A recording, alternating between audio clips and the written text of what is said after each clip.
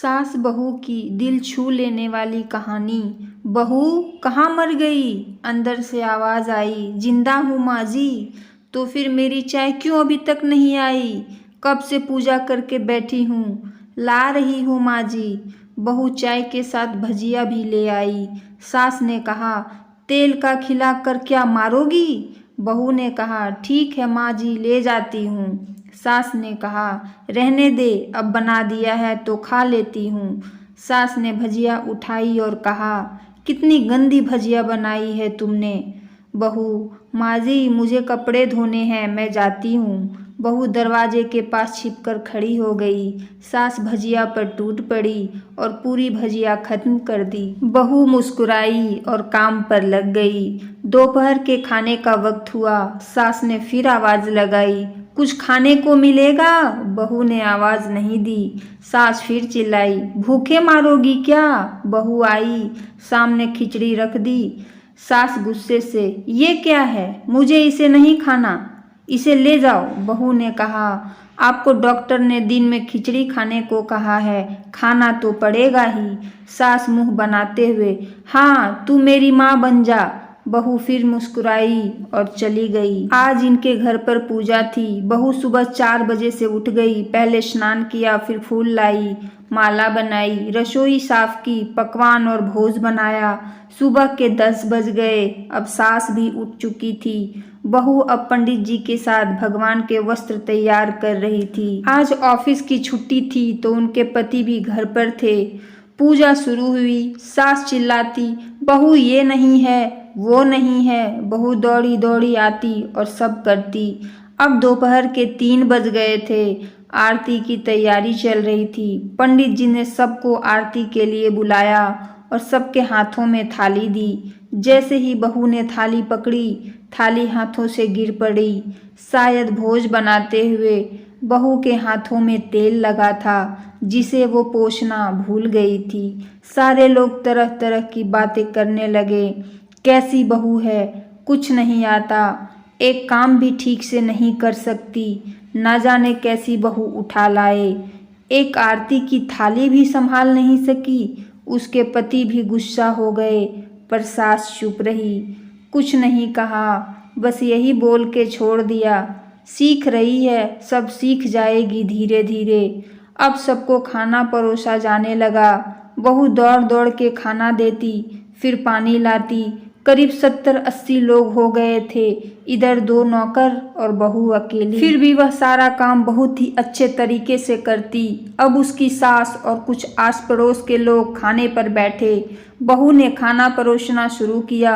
सबको खाना दे दिया गया। जैसे ही पहला निवाला सास ने खाया, तुमने नमक ठीक नहीं डाला क्या?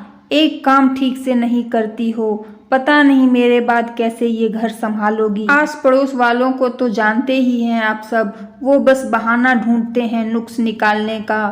फिर वो सब शुरू हो गए, ऐसा खाना है, ऐसी बहू है, ये वो वगैरह वगैरह। दिन का खाना हो चुका था। अब बहू बर्तन साफ करने नौकरों के साथ लग गई। रात में जगराता का कार्यक्रम रखा गया था। बहू ने भी 1-2 गीत गाने के लिए स्टेज पर चढ़ी।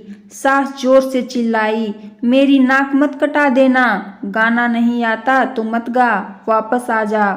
बहू मुस्कुराई और गाने लगी।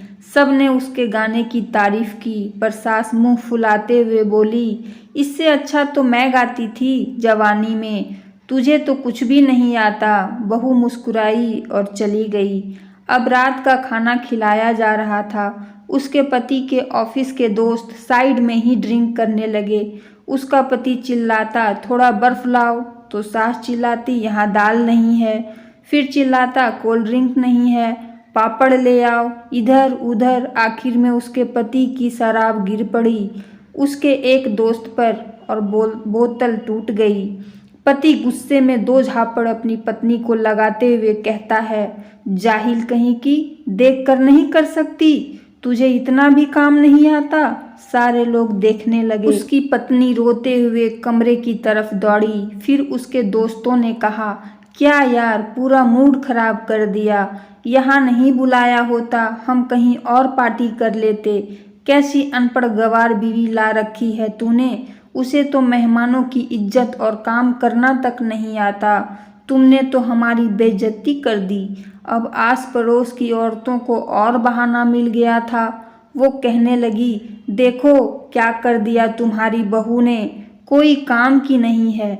मैं तो कहती हूँ अपने बेटे की दूसरी शादी करा दो, छुटकारा पाओ इस गवार से। सास उठी और अपने बेटे के पास जाकर उसे थप्पड़ मारा और कहा, अरे नालायक, तुमने मेरी बहू को मारा, तेरी हिम्मत कैसे हुई, तेरी टांग तोड़ दूंगी। उसके बेटे के दोस्त कुछ कहने ही वाले थे कि उसकी माँ ने घूरते हुए कहा, चुप, बिल्कुल चुप, यहाँ दारू पीने आए हो, जबकि पता है आज पूजा है और तुम्हें पार्टी करनी है। कैसे संस्कार दिए हैं तुम्हारे माता पिता ने, और किसने मेरी बहू को जाहिल बोला, जरा इधर आओ, चप्पल से मारूंगी अगर मेरी बहू को किसी ने एक शब्द भी कहा तो। अरे पापी, तूने उस लड़की को बस इसलिए मारा कि तेरी शराब टूट गई। पापी, वो बच्ची सुबह 4 बजे से उठी है, घर का सारा काम कर रही है, ना सुबह से नाश्ता किया, ना दिन का खाना खाया, फिर भी हंसते हुए सबकी बातें सुनते हुए, ताने सुनते हुए घर के काम में लगी रही। तेरे यार दोस्तों को अच्छी नहीं लगी? जूते से मारूंगी तेरे दोस्तों को जो कभी उन्होंने ऐसा कहा। उसके यार दोस्त चुपके से खिसक लिए। अब सास बहू के कमरे में गई और बहू का हाथ पकड़कर बाहर लाई। सबके सामने कहने लगी, किसने कहा था अपनी बहू को घर से निकाल के दूसरी बहू ले आना, जरा सामने आओ। कोई सामने नहीं आया। फिर सास ने कहा, तुम जानते भी क्या हो इस लड़की के बारे में, ये मेरी माँ भी है, बेटी भी। माँ इसलिए मुझे गलत काम करने पर डांटती है और बेटी इसलिए कभी कभी मेरी दिल की भावनाएं समझ जाती है। मेरी दिन रात सेवा करती है, मेरे 1000 ताने सुनती है, पर एक शब्द भी गलत नहीं कहती, ना सामने ना पीठ पीछे। और तुम कहते हो दूसरी बहू ले आऊं? याद है ना छुटकी की दादी, अपनी बहू की करतूत। सास ने गुस्से से पड़ोस की महिला को कहा, अभी पिछले हफ्ते ही तुम्हें मियाँ बीबी भूखे छोड़ घूमने चले गए थे। मेरी इसी बहू ने 7 दिनों तक तुम्हारे घर पर खाना पानी, यहाँ तक कि तुम्हारे पैर दबाने जाती थी, और तुम इसे जाहिल बोलती हो? जाहिल तो तुम सब हो जो कोयले और हीरे में फर्क नहीं जानते।